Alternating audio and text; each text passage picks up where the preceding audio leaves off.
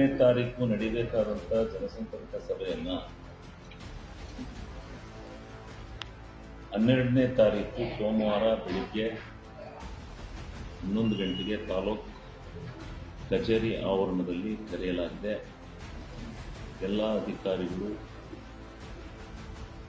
ಭಾಗವಹಿಸ್ತಾರೆ. ತಮ್ಮ ಏನೇ ಸಮಸ್ಯೆ ಇದ್ರೂ 30 ಇಲಾಖೆಗಳ ಯಾವುದೇ ಸಮಸ್ಯೆ ಇದ್ರೂ ಅವತ್ತು ಬೆಳಿಗ್ಗೆಯಿಂದ ಸಾಯಂಕಾಲದವರೆಗೆ ಸಮಸ್ಯೆಗಳನ್ನು ಬಗೆಹರಿಸ್ತೇವೆ.